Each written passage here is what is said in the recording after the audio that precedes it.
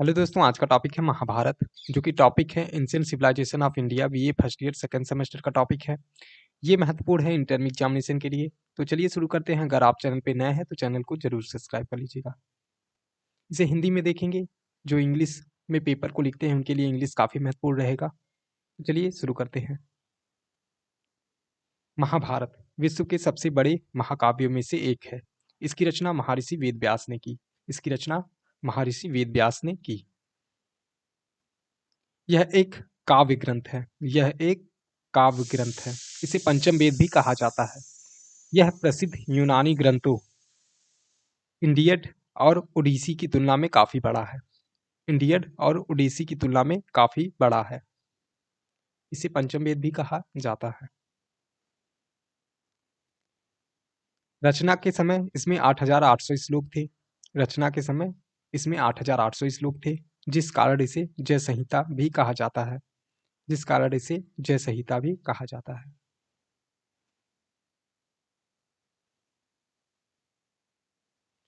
कालांतर में श्लोकों की संख्या बढ़कर 24,000 हो गई। कालांतर में श्लोकों की संख्या बढ़कर 24,000 हो गई, जिस कारण इसे भारत भी कहा गया। जिस कारण इसे भारत भी कहा गया। गुप्त काल में श्लोकों की संख्या 1,00,000 होने पर इसे महाभारत कहा गया। श्लोकों की संख्या जब 1,00,000 हो गई तब इसे महाभारत कहा गया। जब 24,000 थी तो इसे भारत कहा गया था। और जब 8,800 थी तब क्या कहा गया था? जय संहिता। अब देखेंगे हम महाभारत को कितने भागों में बांटा गया है।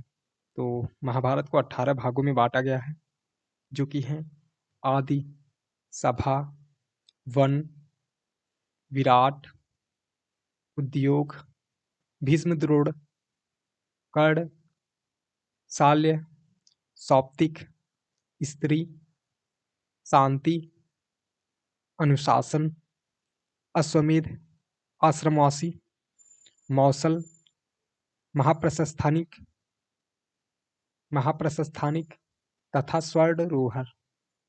ये 18 भाग हैं। आदि, सभा, वन, विराट, उद्योग, भीष्म द्रोण, कर्ण, शाल्य, साप्तिक, स्त्री, शांति, अनुशासन, अश्वमेध, आश्रमवासी, मौसल, महाप्रस्थानिक तथा स्वर्णरोहर। महाभारत में न्याय, शिक्षा, चिकित्सा, ज्योतिष, नीति योग, शिल्प योग, खगोल विद्या इत्यादि का विस्तार से वर्णन किया गया है। शिल्प व खगोल का विस्तार से वर्णन किया गया है। महाभारत भारत का एक प्रमुख काव्य ग्रंथ है, जो स्मृति के इतिहास वर्ग में आता है। स्मृति के इतिहास वर्ग में आता है। इसे भारत भी कहा जाता है। इसे क्या कहा जाता है? भारत भी कहा जाता है। यह काव्य ग्रंथ भारत का अनुपम धार्मिक, पौराणिक, ऐतिहासिक और दार्शनिक ग्रंथ है। यह काव्य ग्रंथ भारत का अनुपम धार्मिक, पौराणिक, ऐतिहासिक और दार्शनिक ग्रंथ है। विश्व का सबसे लंबा यह ऐतिहासिक ग्रंथ और महाकाव्य हिंदू धर्म में मुख्यतम ग्रंथों में से एक है। इसके मुख्य पात्र श्री कृष्ण, अर्जुन, युधिष्ठिर, भीम, दुर्योधन, द्रौपदी आदि हैं। यह सबसे लंबा साहित्यिक ग्रंथ है और महाकाव्य हिंदू धर्म में मुख्यतः ग्रंथों में से यह एक है। इसके पात्र देखे हैं श्री कृष्ण, अर्जुन, युधिष्ठिर, भीम, दुर्योधन, द्रौपदी आदि जो कौरव थे, ये सब इसके मुख्य पात्र थे। यद्यपि इसे साहित्य की सबसे अनुपम कृतियों में से एक माना जाता है। इसी में हिंदू धर्म का पवित्रम ग्रंथ भगवत गीता सन्निहित है। इसी में भगवत गीता भी सन्निहित है। पूरे महाभारत में लगभग 1,10,000 श्लोक हैं। 1,10,000 श्लोक हैं, जो यूनानी काव्यों इलियड और ओडिसी इलियड और ओडिसी से परिणाम में 10 गुना अधिक है। 10 गुना अधिक है।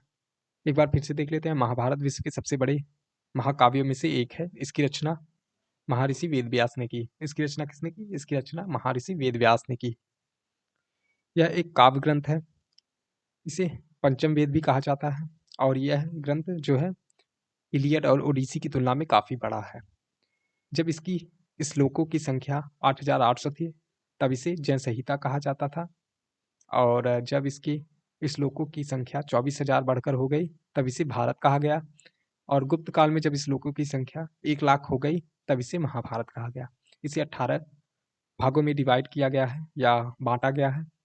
जैसे इसमें है आदि, सभा, वन, विराट, उद्योग, भीष्म, द्रोणा, कर्ण, शिल्प, साप्तिक, स्त्री, शांति, अनुशासन, अश्वमेध, आश्रमवासी, मौसल, महाप्रस्थानिक तथा स्वर्णरोहण। ये 18 भाग हैं महाभारत के। इसमें वर्णन किया गया है न्याय, शिक्षा, चिकित्सा, ज्योतिष, नीति, योग, शिल्प, खगोल इत्यादि का विस्तार से वर्णन किया गया है। इसके बारे में विस्तार से बताया गया है। महाभारत भारत का एक प्रमुख काव्य ग्रंथ है जो स्मृति के इतिहास वर्ड में आता है। इसे भारत भी कहा जाता है। यह विश्व का सबसे लंबा साहित्यिक ग्रंथ है जिसके मुख्य पात्र हैं श्री कृष्ण, अर्जुन, युधिष्ठिर, भीम, दुर्योधन, द्रौपदी इत्यादि। इसी में हिंदू धर्म का पवित्रम ग्रंथ जो है भगवत गीता सन्निहित है। पूरे महाभारत में लगभग कितने श्लोक हैं? 1,10,000 श्लोक हैं जो यूनानी काव्यों इलियड और ओडिसी की तुलना में 10 गुना अधिक है। आज के लिए इतना ही। मिलते हैं अगली वीडियो में दोस्तों नए टॉपिक के साथ। तब तक के लिए धन्यवाद। जय हिंद, जय भारत।